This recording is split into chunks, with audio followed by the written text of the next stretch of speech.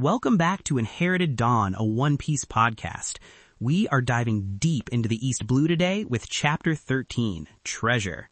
And this is the chapter where the world learns a fundamental truth about Monkey D. Luffy. Oh, 100%. It's the moment we find out what kind of man our future captain really is. Because he's faced with pure, pointless cruelty, and his response is perfect. It's not about being a pirate. It's not about treasure. It's about a little dog and a box of pet food. It's one of the earliest, purest examples of his specific brand of justice. He doesn't operate on a system of laws or codes. He operates on a simple binary. Is what you're doing hurting someone who doesn't deserve it? If the answer is yes, the problem needs to be corrected.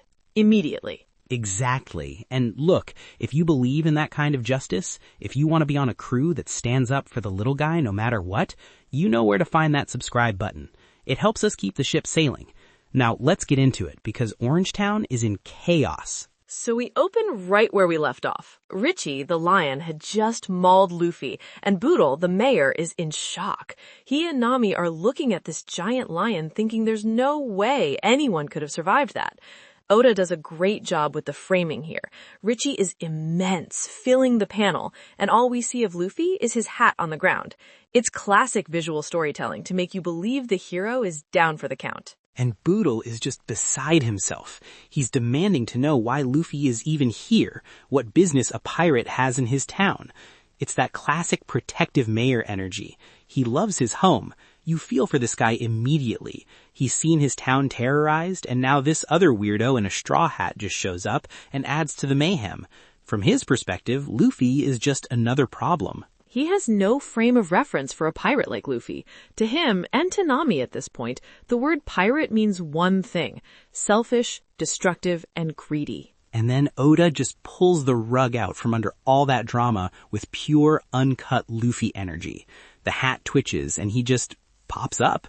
Not a scratch on him, just a bit dusty, and says he's here for two things: a map of the Grand Line and a navigator. The tonal whiplash is magnificent. We go from a potentially tragic end for our hero to slapstick comedy in a single panel. The sheer confidence. He just got chewed on by a lion the size of a small car, and he stands up like it's nothing and just states his mission goals.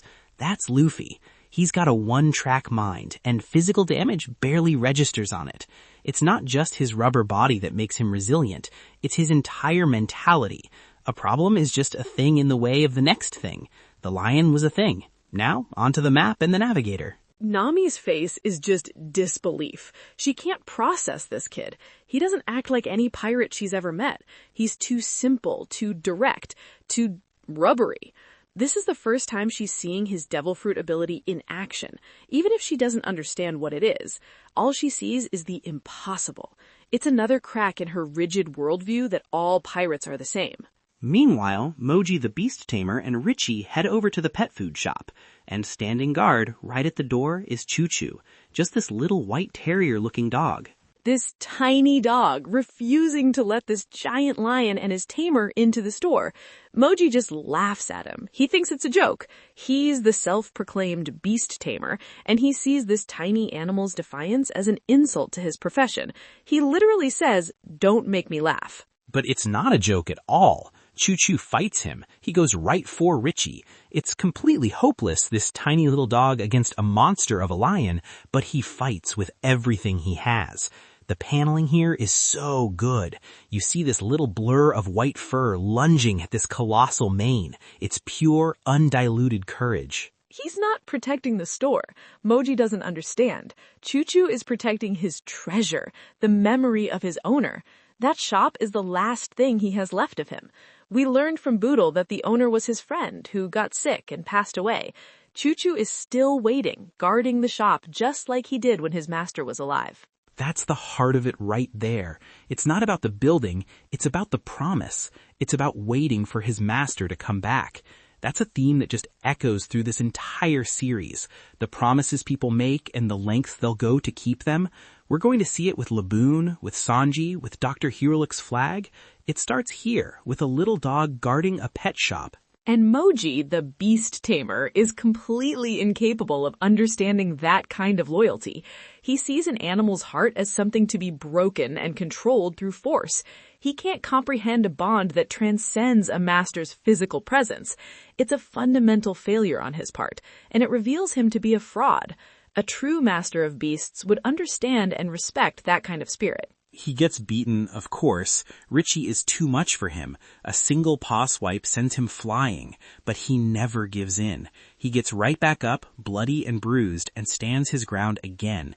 He loses the fight, but he doesn't surrender his duty. He's still standing between them and the door. He has fulfilled his role. He defended his master's memory to the best of his ability against an impossible foe. He proved his loyalty. Which makes what Mohji does next so much worse.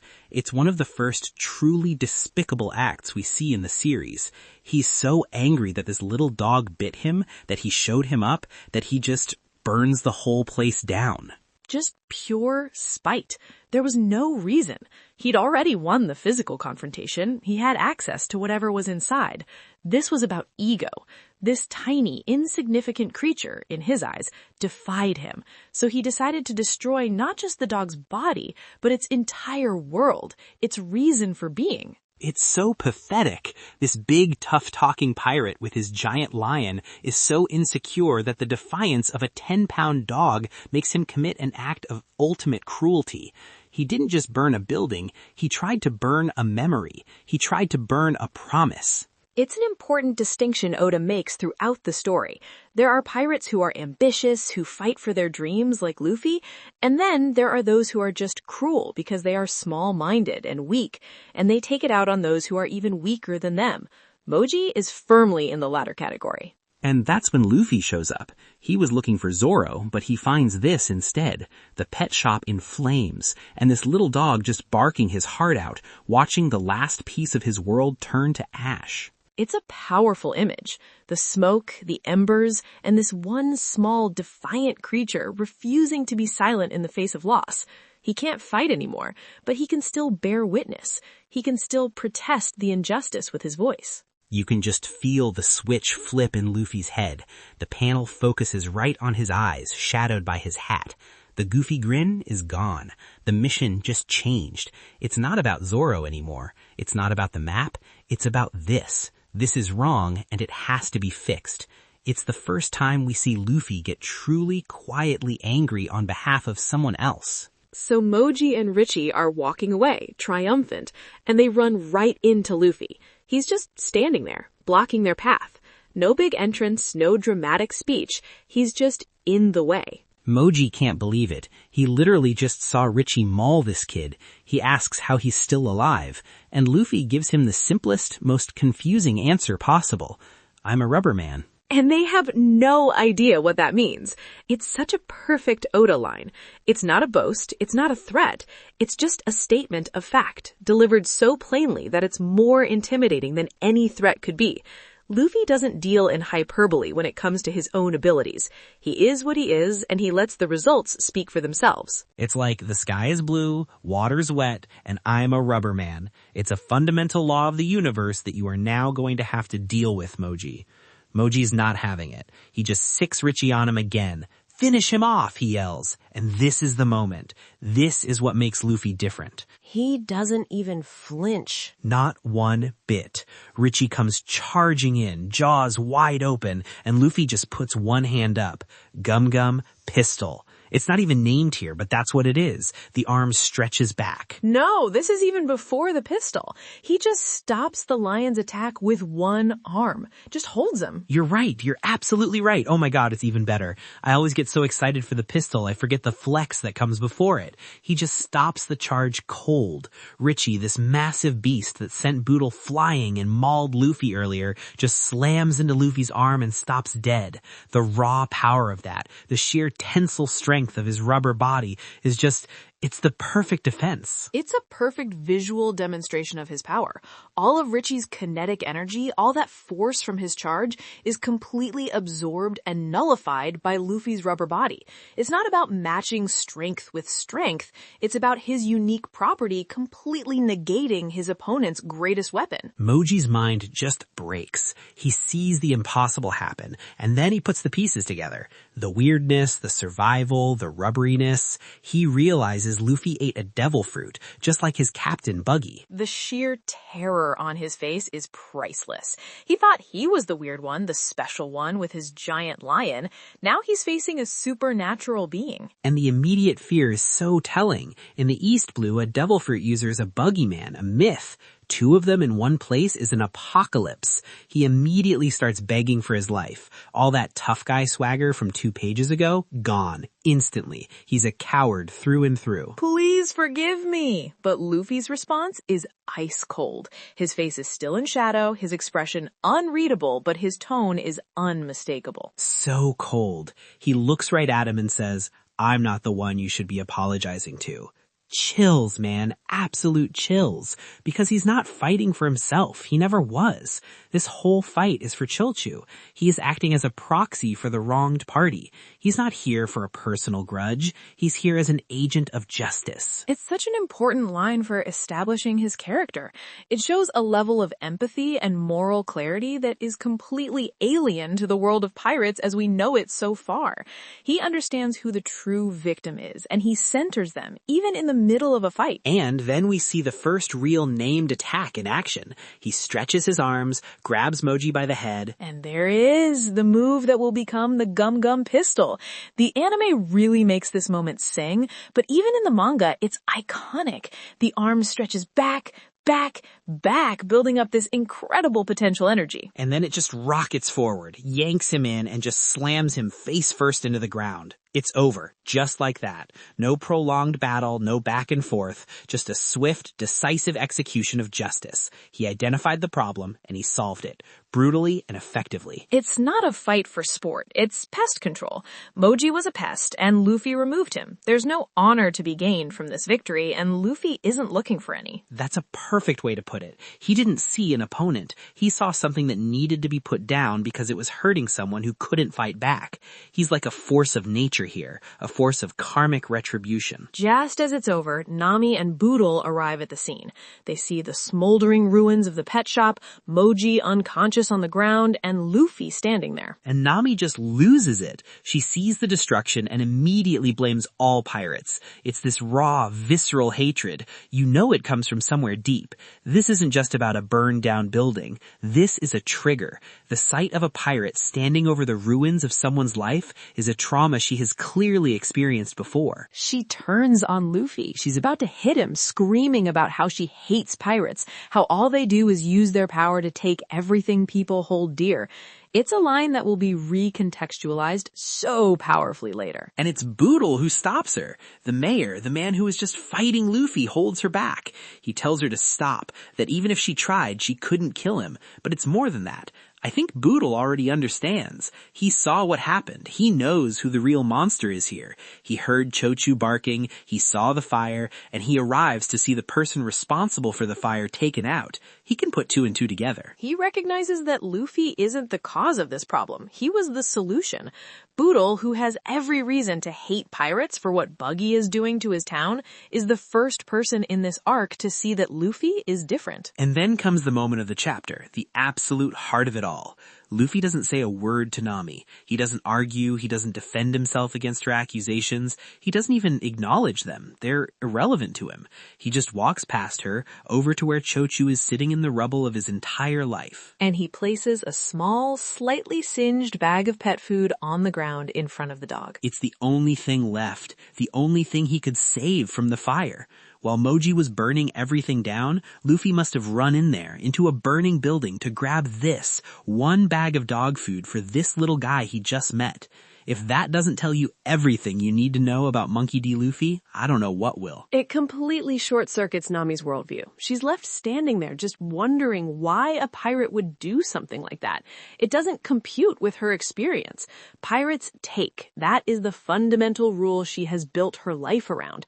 And this one just fought a battle, and his only prize was something he immediately gave away to the victim. Because pirates take treasure, and Luffy just gave his up in a way. He fought a battle not for gold or glory, but to return this one small precious thing to its rightful owner.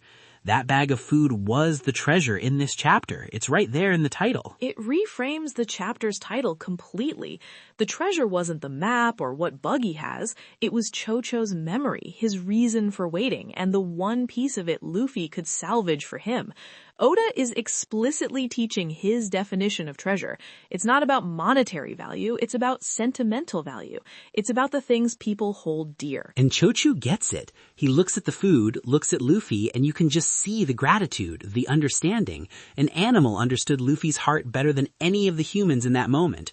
Chouchou knows he wasn't just given food, he was shown respect. His struggle was seen and validated. Which makes our final cutaway all the more ominous. We have this quiet, beautiful moment of profound kindness, and then we cut to the embodiment of selfish, loud-mouthed evil. Yeah, we cut back to Buggy's camp, and he is not happy. He's furious that Mohji was defeated. He sees it as a personal insult to his crew, and more importantly, to his own magnificence. And he gives the order to his crew. Prepare the Buggy Balls. He's done playing games. He's not just gonna fight Luffy or take over the town. He's going to wipe it off the map. He has special cannonballs, these weapons of mass destruction for the East Blue, and he's about to unleash them on everyone. It raises the stakes immensely. This was a personal conflict between Luffy and Mohji over a single act of cruelty, but now Buggy is escalating it to total war against the entire town. It's the difference between targeted justice and indiscriminate destruction. It's the perfect setup. We just saw Luffy's incredible capacity for personal kindness and targeted justice, and now he's about to be faced with the threat of indiscriminate, large-scale destruction. It's the ultimate test for our brand new hero. Can his personal sense of right and wrong stand up against overwhelming chaotic force? And it's a test he won't be facing alone for much longer, I suspect. The other pieces of the board are starting to move. No way. The crew's gotta come together for this one. You know, speaking of the story going global, this was around the time Oda mentioned in his author's note that One Piece was going to be published in Thailand. That's awesome! The Grand Fleet was growing even back then, so early on, and he's already getting his first international serialization. That's wild. He said he was a little worried because the art would be flipped horizontally for the Thai release, as was common for manga localizations at the time. He was concerned it might distort the drawings or make right-handed characters look left-handed. I can see that. An artist puts so much work into the composition of a panel, guiding the reader's eye from right to left. Flipping it would feel wrong. It's cool to hear those little behind-the-scenes worries from him, even this early. It's not about the money or fame, it's about the art being presented correctly. It shows how much he cared about the presentation from the very beginning.